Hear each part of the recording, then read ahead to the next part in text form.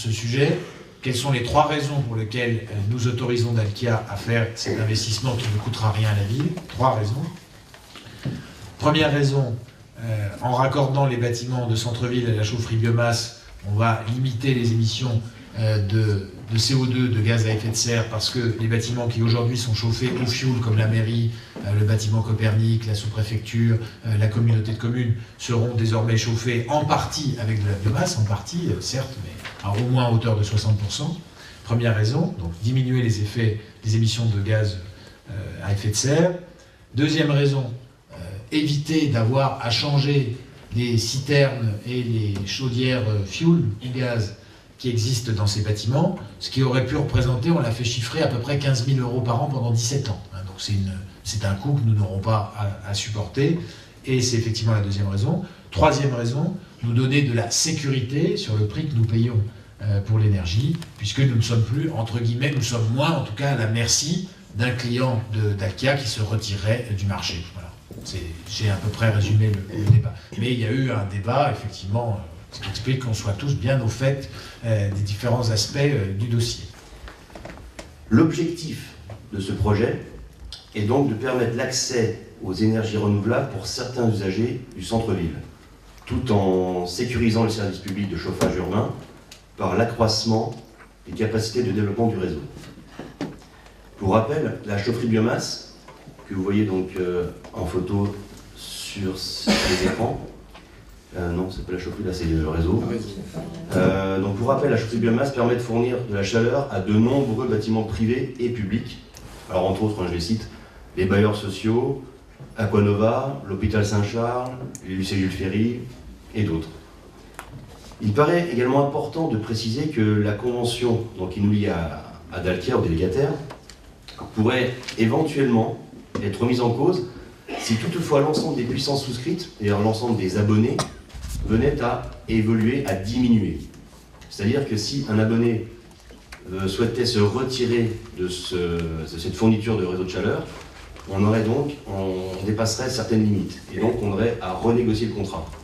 Donc pour pallier à ce risque, une extension du réseau a été envisagée il y a quelques mois. La solution qui a été proposée par Dalkia, qui consiste donc à créer une cogénération, je reviendrai un petit peu plus tard pour expliquer ce que c'est, pour financer cette extension, a finalement été retenue. Et ce, après de très nombreuses réunions, qui ont permis au final de lever les incertitudes et les inquiétudes que nous pouvions tous avoir, monsieur le maire en tête, et donc inquiétude économique et inquiétude aussi écologique. Donc une cogénération, c'est une production d'électricité à partir d'un combustible, en l'occurrence le gaz naturel pour ce qui nous concerne. L'électricité qui est produite sera revendue à EDF au travers d'un contrat avec un prix d'achat prédéfini, et elle permettra de financer à 100% l'extension du réseau de chaleur sans impacter financièrement la ville ou les abonnés du service public. Cet investissement, donc, qui sera d'un montant de 4,3 millions d'euros, comprend donc l'achat de la cogénération, les travaux d'extension du réseau, soit environ 1992 mètres de conduite, le remplacement sur 182 mètres de la conduite principale pour augmenter le diamètre du réseau afin de délivrer les besoins complémentaires. Le projet permettra aussi de maintenir le tarif de la chaleur pour les abonnés, de conserver une part d'énergie renouvelable majoritaire, on restera au-dessus de 50%, nous serons à peu près de 60%, et d'éviter près de 5500 tonnes de CO2 sur le centre-ville, et ça sur la durée du contrat de la cogénération, c'est-à-dire 12 ans. Donc si on commence en 2018, on ira jusqu'en 2030. Et sur cette durée-là, on va économiser 5500 tonnes de CO2 sur le centre-ville. L'extension concernera donc pas moins de 11 nouveaux bâtiments. Je les cite, on les voit donc à l'image avec les petites pastilles rouges.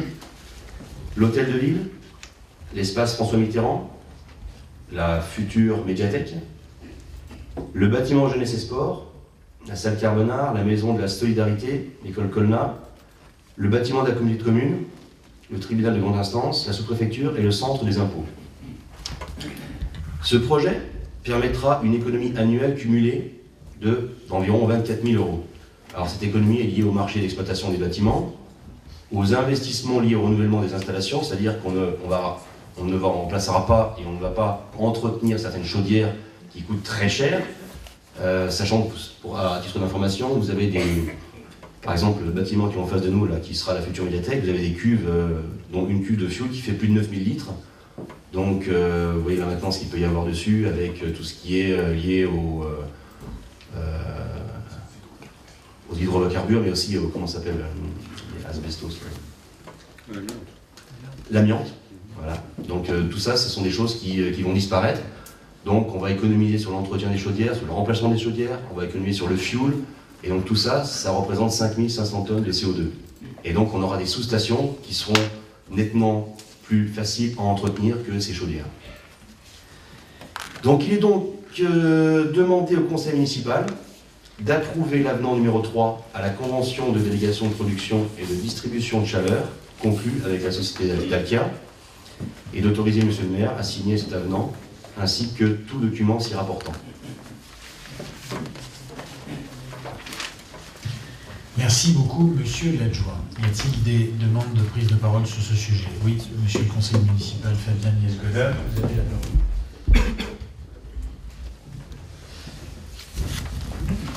Oui, merci monsieur le maire. Plusieurs interrogations à propos de cette extension, cette modification de délégation. Premièrement, un petit problème technique par rapport à ce qui avait été annoncé au moment de la création du réseau en 2008.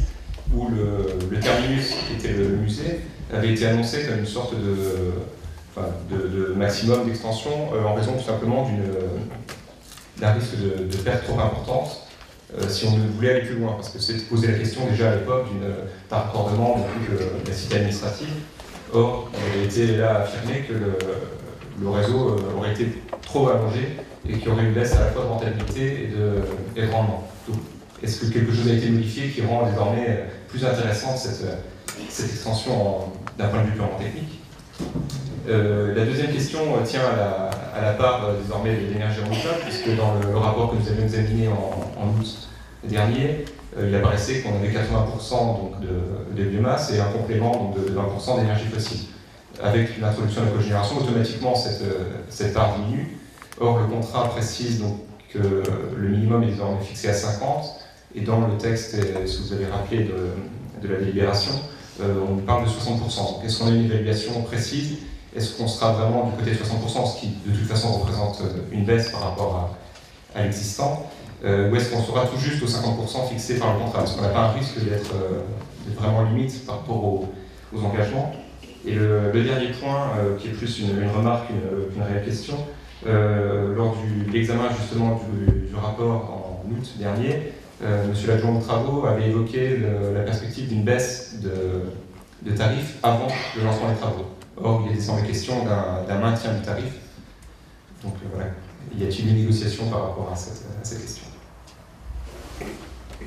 Bien, je propose peut-être que monsieur l'adjoint réponde au développement durable sur la deuxième question, et monsieur l'adjoint délégué aux travaux sur la première et la troisième. Donc Marc, pour la deuxième question. Donc la deuxième question concerne les 50%, voilà, tout à fait. C'est un des points qui a fait débat dans nos discussions. Je me souviens même avoir été initiateur dans cette discussion, parce que j'ai fait exactement la même question que vous. Je dis, voilà, on va rajouter quelque chose qui n'est pas biomasse, et donc on va descendre notre pourcentage, certes. Et donc, oui, je vous assure qu'on va rester aux alentours de 60%, donc ça c'est une certitude. Et donc là, le chiffre exact, on pourra vous le donner une fois que ça sera installé. Et ce qui est important surtout, c'est qu'on compense cette baisse par une baisse significative des dégagements de CO2 sur le centre-ville. Ça c'est aussi important, quoi. C'est essentiel. Donc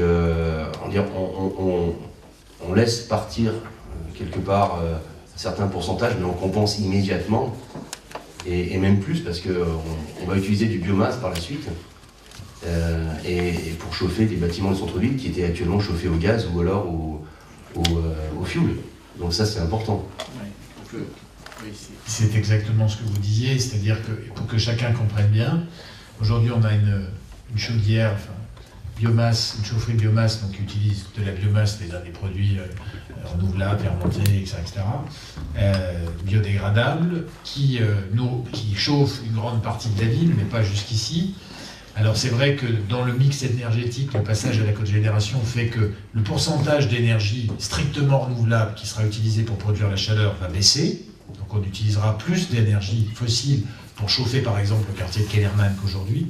Mais l'extension du réseau de chaleur jusqu'ici, par exemple, jusque dans le bâtiment dans lequel nous sommes, pour les 7 bâtiments communaux qui sont nommés, mais aussi pour la sous-préfecture, va faire qu'on n'utilisera plus de fioul ou de gaz pour chauffer ces bâtiments situés en centre-ville. Donc l'un dans l'autre, mais la question est tout à fait pertinente, hein, mais l'un dans l'autre, effectivement, après avoir examiné l'opportunité de changer le mix énergétique, mais en même temps de ne plus chauffer au gaz ou au fioul certains bâtiments de centre-ville, on a estimé que la réduction des émissions de CO2 pour ces bâtiments en centre-ville était suffisante pour permettre de changer ce mix énergétique pour l'ensemble du réseau alimenté en énergie par la chaufferie biomasse. Monsieur l'adjoint, vous vouliez dire quelque chose? Oui, juste un complément. Je l'ai dit dans ma présentation, ça ne répond pas directement à votre question, mais le risque aussi d'avoir un abonné qui s'en va et qui nous obligerait à renégocier le contrat avec des prix qui augmenteraient, celui-là aussi, on l'a vraiment pesé. Et il a pesé lourd dans la balance. Donc le fait d'étendre le réseau, c'est-à-dire qu'on va étendre le nombre d'abonnés et on aura un plus de flexibilité par rapport à de marge de sécurité avec ce contrat. Patrick, et donc oui, j'ai répondu, donc c'est moi qui ai présenté le point de ce soir, mais je tiens quand même à dire que Patrick Zanquetta en est pour beaucoup aussi, donc même si on a été en binôme pour défendre le dossier auprès de Monsieur le maire et de nos collègues adjoints. Juste pour revenir sur le point que vous évoquiez, Monsieur l'adjoint, il faut bien comprendre que dans ce type de délégation ou de contrat, il y a une quantité minimum souscrite qui est souvent mentionnée. Et cette quantité, puisque la ville n'est pas seulement un acheteur, c'est un peu technique et un peu juridique ce que je vais expliquer là, mais juridiquement, c'est comme si la ville était elle aussi un producteur. Donc du coup, elle est tenue de souscrire en tant qu'acheteur une certaine quantité, et quand la quantité globale qui est souscrite sur le réseau de chaleur baisse, eh bien, elle doit renégocier son prix, et en général, elle risque de le renégocier à la hausse. Or, ça peut arriver. Vous pouvez avoir un bailleur social, par exemple, qui peut estimer que la société Dalkia et la chaufferie biomasse ne permet pas suffisamment, ne correspond pas ou ne facture pas des frais d'énergie qui correspondent à la réalité de l'efficacité énergétique des bâtiments. Je dis ça à titre informatif, mais c'est un fait. Bon. Et donc, si un de ces bailleurs sociaux, par exemple, je dis ça parce qu'effectivement, ou une de ces entreprises, on peut penser au principal employeur privé de la ville qui est alimenté en chaleur par le réseau de chaufferie biomasse, puisqu'il est situé juste à côté, si une entreprise ou un bailleur social se retirait du marché, la conséquence pour la ville, eh bien, ce serait probablement qu'on serait obligé de payer plus cher sur nos bâtiments qui sont alimentés en chaleur. Donc ça permet, le fait de raccorder plus de bâtiments, ça permet d'avoir de la sécurité pour l'énergie que nous payons dans les années qui viennent. Patrick, tu voulais répondre sur les autres points? Tout d'abord, je veux juste revenir un petit peu sur le tarif et la baisse de tarifs qui avait été évoquée. Alors, nous avons renégocié avec Dalkia, il y a très peu de temps, une baisse de tarification, à la fois pour la ville et pour Vosgelis et le toit vosgien. Il faut savoir qu'on a eu une grosse discussion et nous sommes arrivés à un accord. J'ai d'ailleurs les chiffres ici présents. Nous avons baissé tous les contrats et surtout toutes les puissances souscrites que la ville avait vis-à-vis de Dalkia. On a encore quelques négociations à faire pour certaines entreprises privées pour lesquelles on n'est pas encore intervenu avec Dalkia. Il faut savoir aussi que tous les bailleurs sociaux isolent de plus en plus leurs bâtiments, ce qui font qu'ils ont de moins en moins besoin d'énergie pour leurs bâtiments et pour pouvoir les chauffer. Donc on était atteint un seuil critique au niveau de la quantité commandée et demandée par les différents usagers au niveau de la biomasse. Ce qui faisait qu'on était tellement serré qu'on a tout de suite envisagé de voir qui on pouvait mettre comme nouveau demandeur. C'est pourquoi on a négocié aussi avec l'ADAPI, qui eux sont juste à côté dans l'ancien bâtiment Hermès, Gantois sont juste à côté de la chaufferie également, où il y a un réseau de chaleur qui passe à côté. Ils se sont également raccordés sur le réseau chaleur en bénéficiant des nouveaux tarifs. Voilà pour ce qui est des tarifs. Alors, comme on a obtenu la baisse avant de signer 8%. Comme on a obtenu la baisse avant de signer cette convention, on ne peut pas à nouveau renégocier une nouvelle fois. Nous, ce qu'on a négocié, c'est par rapport à tous les inconvénients qu'on pouvait avoir, à savoir la mairie de Saint-Dié-des-Vosges est chauffée par une chaudière amiantée. Dalkia va prendre en charge la dépose de la chaudière. Pour tout ce qui est des endroits où nous avons des citernes de fioul, il va y avoir une nouvelle directive qui nous oblige à enterrer les citernes de fioul et à les protéger avec des bassins de rétention, chose qu'on n'a pas actuellement, puisqu'on a déjà eu quelques soucis à Copernic et que les cuves de fioul sont relativement âgées. Donc pareil, Dalkia prendra en charge le dégazage des cuves et l'enlèvement. Donc tous ces travaux sont des travaux supplémentaires à la mise en place du réseau de chauffage, et donc on a négocié pour tenir dans l'enveloppe du réseau de chauffage et ne pas avoir de surprise après coup et d'avenant à signer avec Dalkia pour des hausses éventuellement de travaux non prévus. Voilà, pour ce qui concerne les travaux. Ensuite, pour ce qui concerne du réseau. Le réseau, si vous voyez sur le plan qui peut revenir à l'écran, on a choisi un réseau, effectivement, le musée et la bibliothèque sont une fin de réseau. Pourquoi? Parce qu'on est en diamètre trop petit. On ne peut pas aller plus loin en partant de ce réseau-là. D'autant plus que la route est neuve et qu'on ne veut pas abîmer cette route et ne pas supporter des travaux sur cette route. Par contre, on a prévu un raccordement au niveau de Paul-Elbel qui est en alimentation directe. Paul-Elbel plus l'hôpital, plus l'internat Jules Ferry, et là on a une sous-station. Il suffira simplement d'augmenter le diamètre des canalisations. On va passer de 100 à 125 pour accéder au niveau du centre-ville. Et aussi, on mettra un accélérateur d'alimentation pour pouvoir alimenter tous ces nouveaux bâtiments. Il faut savoir qu'à partir de ce moment-là, on sera même à mesure, si jamais on avait une nouvelle demande, d'alimenter des bâtiments comme l'Âge d'Or ou ce genre de bâtiments que mon collègue n'a pas cité, mais pour lequel on a aussi éventuellement étudié la possibilité de les alimenter. D'autant plus qu'on sera juste de l'autre côté de la voie avec l'école Gaston Colnat. Voilà, monsieur le maire. Oui, la longueur des débats qu'il y a eu au sein de la majorité sur ce sujet explique qu'on soit tous bien au point sur les aspects techniques de ce sujet. Je voudrais juste revenir sur la question du prix et la question de la capacité de la chaudière. Sur le prix, évidemment, il y a souvent un problème sur le prix de l'énergie. Il y a souvent un problème à Saint-Dié parce que parfois on annonçait des choses sur le prix de l'énergie dont on sait que ça a pu faire polémique et à juste titre, en promettant des choses qu'on pouvait difficilement tenir.